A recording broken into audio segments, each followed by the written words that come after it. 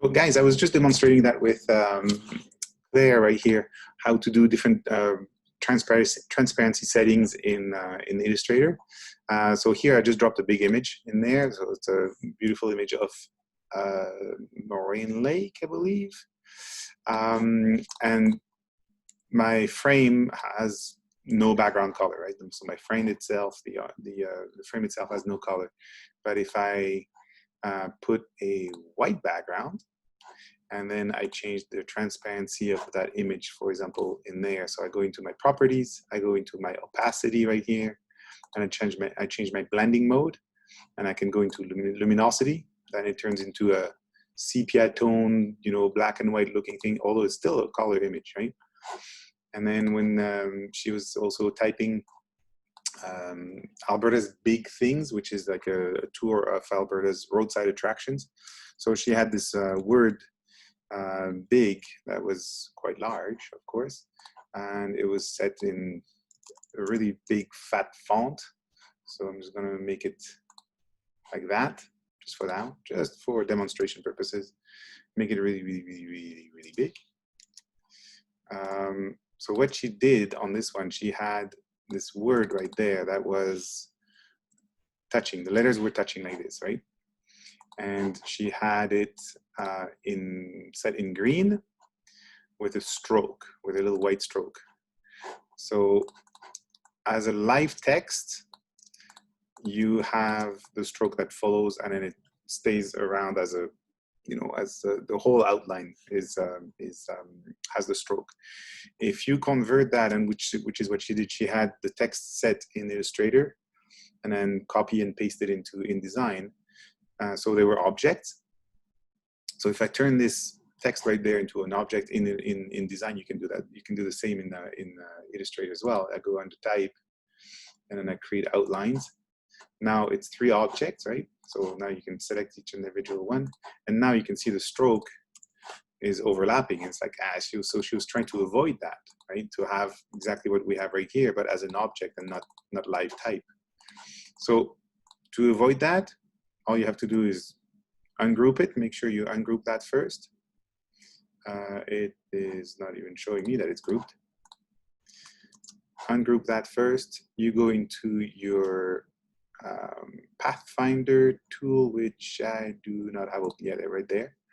You merge it, or you unite it. You unite all those letters together. See, right now it's not even letting me do this. Come on, undo that. Ungroup. Come on, work with me. Nope, not gonna do that. So I am going to do object path, and then release the compound path. So that's the only way for me to split those letters right there. So now they're individual shapes. So basically that's kind of what she had earlier coming from Illustrator. Basically, she grabbed those letters, copied them over as objects from Illustrator into InDesign. But the problem is if she wants to put a little stroke around it. So what she did is she had them grouped. She had no fill on it, right? And then she had, I'm going to copy that one and then paste in place.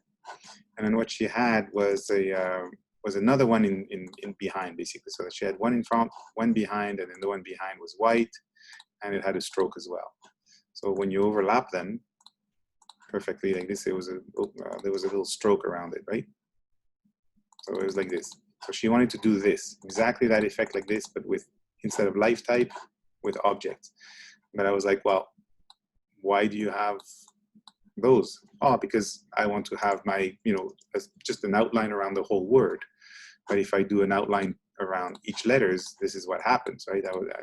I get the outline overlapping. So I'm like, yeah, but what you can do is you ungroup your letters, or ungroup your objects, I should say, because they're not letters anymore. You use your Pathfinder tool, right? And then you unite it. So now it's one big block. Now it's one object. And now you can put whatever stroke you have. So it's now, instead of having 3 objects, you merge them, and then you can, put a stroke to it, do whatever you want. You have control of the stroke, and it's nice and crisp, and it's almost acts like a logo, almost, right? So another trick as well. And I was telling her that it's like she had the text like this overlapping the mountains like this, so quite big like this. It's like, yeah, the thing is like you hide part of it, right? So if you want to feature Alberta's big things, which are the mountains, really, but you're hiding part of the image. Right now, where I'm hiding the part of the guy right there, the guy's face. What you can do is you can select your object, and then you go under your effects and transparency. And here you can control either the stroke or the fill transparency, not just the whole object. So if you click on if you have your transparency selected right here, you can change the opacity of the whole object, right? And the whole thing kind of semi-appear, but then it's kind of super light, and then your white outline disappears in the background. But just by changing, instead of going to the whole object right here, the little menu, the pull-down menu right here, you can change the stroke or the fill individually. So I pick the fill right here, and then I can change the opacity of just the fill, and the white stroke stays perfectly fine. And I can change my blending mode, right? So instead of just the opacity, but by blending mode, just like in Photoshop, you can change the to multiply, to luminosity, which is terrible, or overlay, which partially disappears, etc., etc. So you have, like, all those options at your disposal right here, right? Darken. So multiply is pretty good, and then I can just bring it down a little bit to bring it down a notch, so it's not as intense. You can change you can change your stroke as well. Same thing. You can go, I'm going to put the stroke in overlay or in hard light or whatever you want, right? So you have control of those elements individually. Oops, I suppose I didn't click OK on that thing. Let's do it again. Effects, transparency, the fill only, switch it to multiply, there. And so features like this, you have more control in Illustrator, more control in InDesign than Illustrator. You can manage actually the transparency of each of those aspects of your object or your image within InDesign. So again, this image right there, if I stretch it out and if I get rid of the fill, it's the full color. But because it has a transparency effect on it, if I change it to blue, it's all blue. If I change it to green, it's all green.